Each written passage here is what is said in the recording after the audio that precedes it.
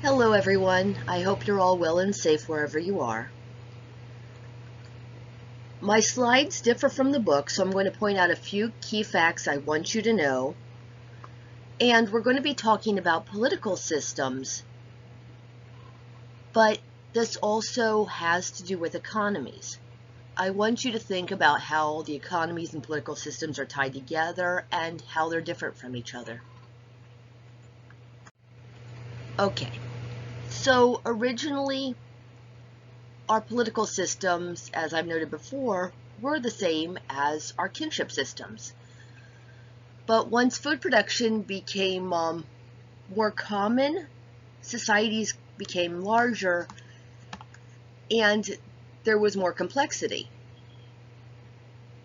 So usually it was related people, but they needed to create rules in order to keep order within their groups. There are many ways in which society is ordered, and bigger groups often divide into subgroups that have their own internal hierarchy. So think of gender-based groups, men's associations, kinship-based groups within a larger society, or age sets. Okay, so a political organization is the patterned ways in which power and authority are legitimately used in society to regulate behavior.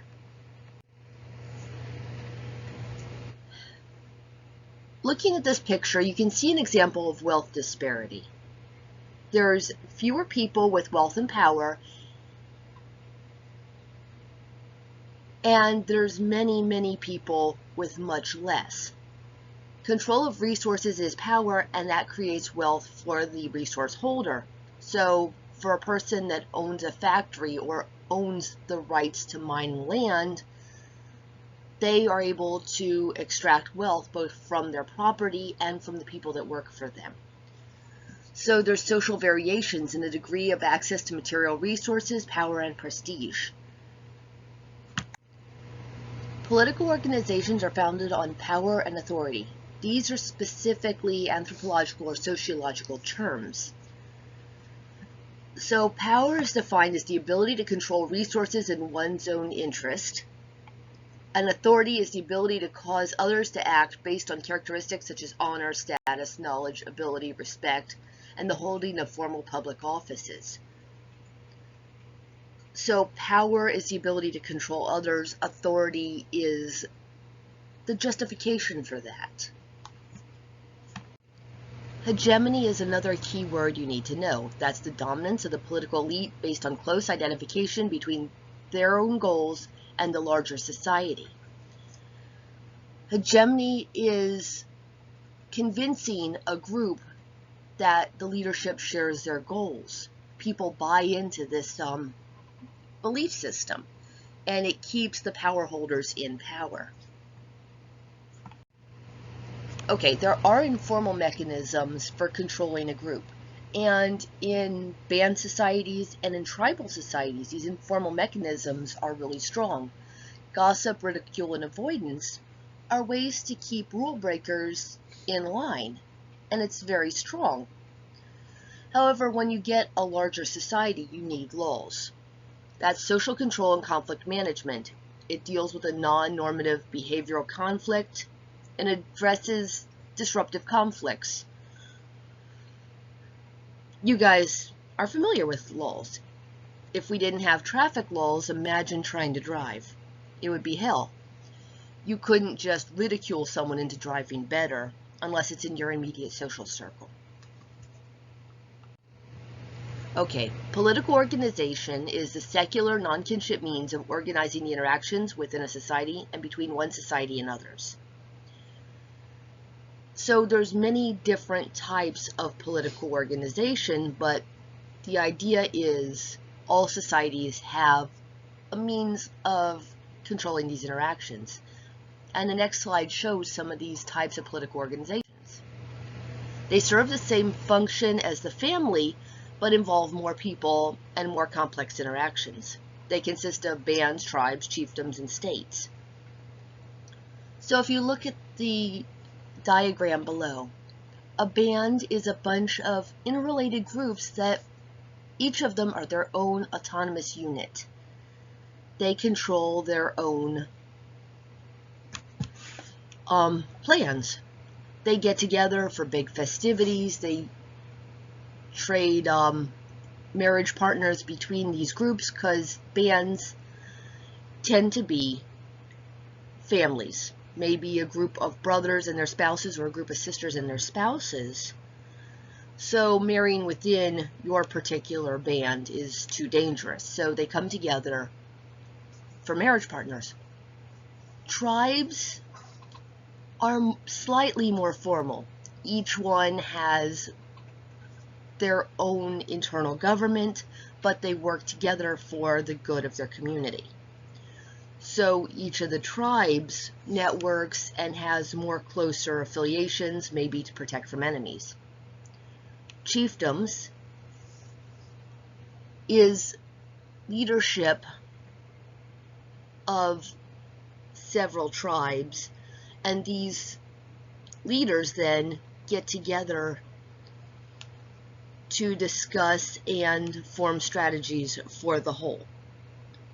One chief doesn't have control over the others, but they're able to have much more control over those underneath them. And you guys are all intimately familiar with the state.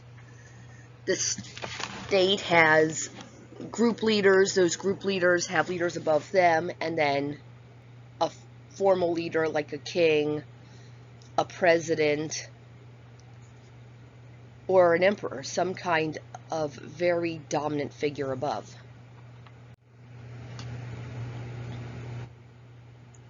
So a band is the simplest and mostly non-political organization. Remember that they are egalitarian in that there's no formal social hierarchy. They're based on kinship, and they're characteristic of foraging, hunting, and gathering societies. They're small, autonomous, flexible units with no social stratification. Examples are the Nestlik of the Arctic Circle. Think about the Eskimo groups. They're hunter-gatherer societies. They live in bands. The Tiwi, the Aboriginal Australians, and the Bushmen in Africa, the video I showed you before. A tribe is a political organization with no central leader, but in which the subunits make collective decisions about the entire group. Remember, that's the one on the graph that looks like it has a star between them. Collective decisions where everybody has to agree. There's no head chief telling everybody what to do. There are societies with some degree of formalization. Villages and inter-village councils settle disputes and plan community activities. They're either patrilineal or matrilineal because they're non-literate societies. Having to follow just one kinship group makes it easier to keep track of who inherits what, who has what job. Their non-kin sociopolitical associations link people of shared interests and skills, so there'll be warrior caste. There'll be women's groups that are in charge of crafting and marriage patterns. And they have age grades, assigned sociopolitical organizations of people of similar age. So these age sets, for the first 13 years, someone's a child. And then when they get to be all around the same age, they start becoming warriors. Once 13 years or so has passed and a new group of children have grown into that warrior caste, these men that were warriors are now allowed to be husbands, and then another 13 years, those husbands then get to graduate to be elders. Of course, this varies from group to group, but it kind of runs in those same patterns. Okay, a rank society is a society characterized by institutional differences in prestige. There's no important restriction on access to basic sources, but these prestige groups help set the pattern for the rest of their community. Okay, here's the age sets I was describing. Many organizing principles besides kinship are used within societies. These people are born within a limited time range, and age-set members remain associated for their whole lives and have certain economic and social rights and responsibilities. This is very important in some communities. This is how people know what's expected of them. Think about when you were in school, there was that tracking by grade level. So the kindergartners are kindergartners, and then they go through the year. New kindergartners come in, but those kindergartners in your group are now first graders. And after 5 or 6 years, they go into the secondary schools, and they have new responsibilities as they go into high school, as they go into college. Another type of social organization is these men's associations. They're another example. They're based on gender. They're common in places like New Guinea and other horticultural groups. They control various aspects of life, such as military preparation, certain jobs. And there's also women's organizations, but they tend to be less formal and less secretive than the men's associations. Confederacies are tribes or bands that join together under common leadership to face a common external threat. So, the Founding Fathers of the United States were aware of the Iroquois Confederacy, and they studied these 5 Native American nations that banded together for mutual defense. And the Founding Fathers then used the idea of the Iroquois Confederacy to help us form these United States, where each of these states was their own independent sovereignty that came together under our federal government. A chiefdom, which is the one that looks kind of like a state, but it's the one just above it in the upper right-hand corner in the diagram. That's a political organization made up of groups of interacting units. Each one has their own chief or leader. These chiefs then get together to form a council, and they have to agree together. Otherwise, they don't move forward. So, let's see, who would you recognize? The Maoris of New Zealand are a chiefdom. So are the Zulu of South Africa. Let's see, the Olmec of Mexico too. And the state, the one of course that you live in, is a political organization with one central authority governing all the individual units. Once you get advanced agriculture, states form. They have centralized governments, hierarchical structure of authority, bureaucrats, state control of redistributive services. In other words, that's taxation, and of course, use of that taxation to build roads, to build walls, to have standing armies. They have territorial districts, labor specialization. So some people are leaders, some people are bureaucrats, some people are potters and soldiers. And then, of course, you need the farmers, because without farmers, you can't feed all these other specialized people who don't make food. There's social stratification, where some groups have more rights and privileges than others. There's urbanization, people live in cities. Monumental architecture. You could think of the pyramids, but you could think of the Empire State Building or malls. Those are monumental. There's state control of law and punishment. It's no longer handled in the family or in the local village. It's controlled by a collective force. There's state monopoly over military force, used internally as police or externally as an army. You can't just form your own military in a state society. There's regulation of social relations. They say who can get married.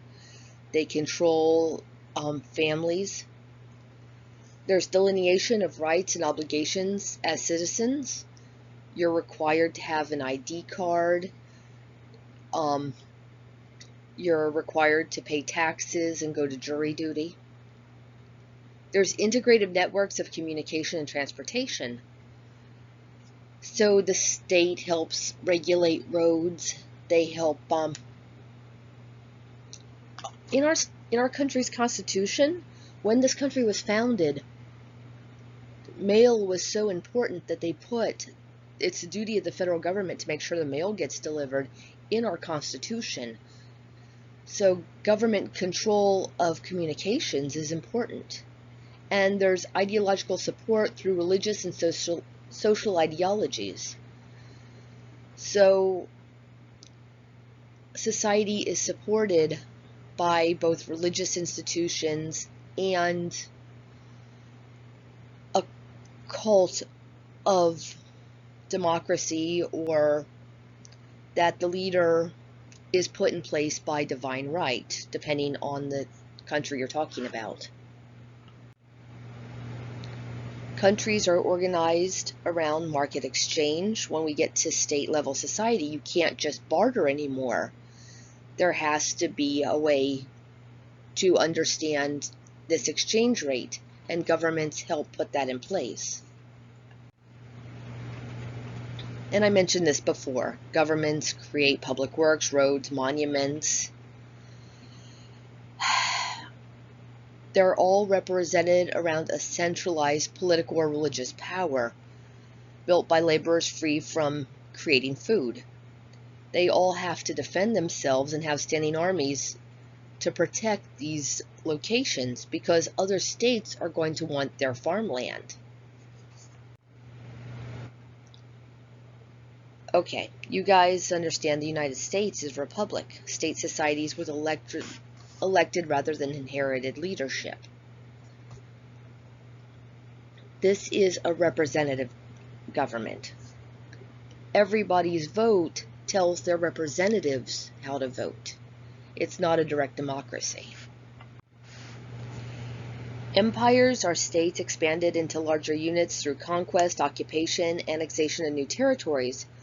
So in the 1800s, Queen Victoria reigned over a huge empire that had the British Isles, India,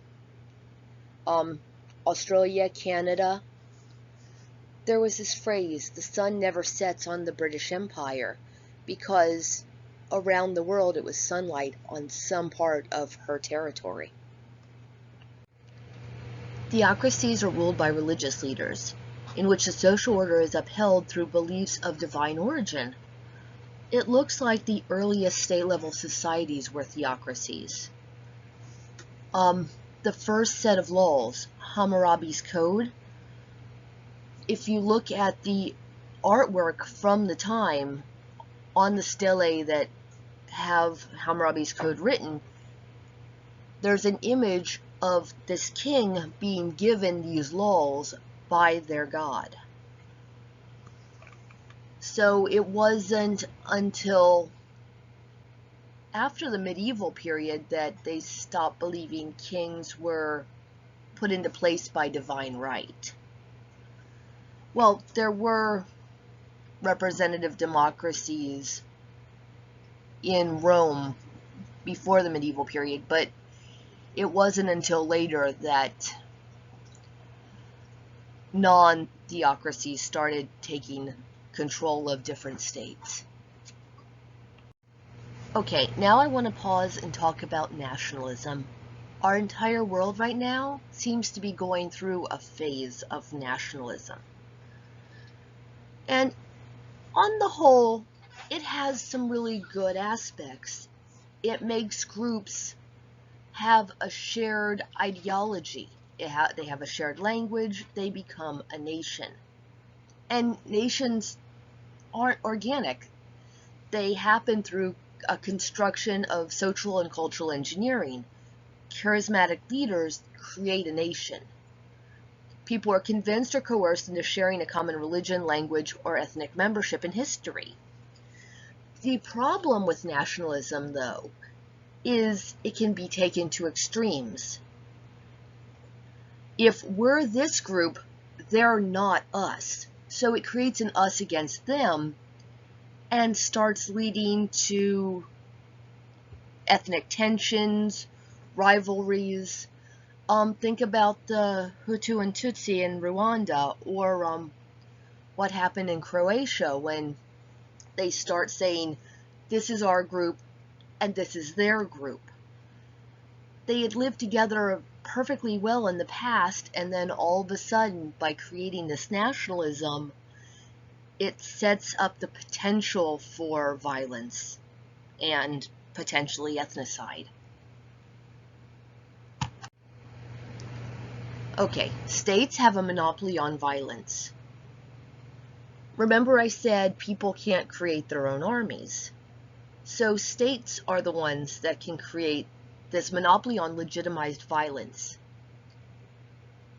By having the right to having an army, you can protect your people from outside invasions, and it can also control your population within your nation, making sure they comply to the rules of the dominant group.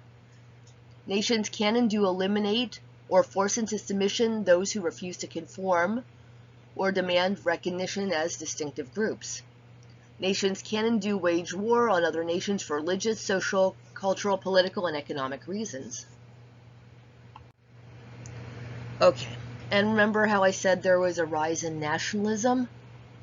There also is a rise in factionalism, and this is around the world. It's happening in Germany and England.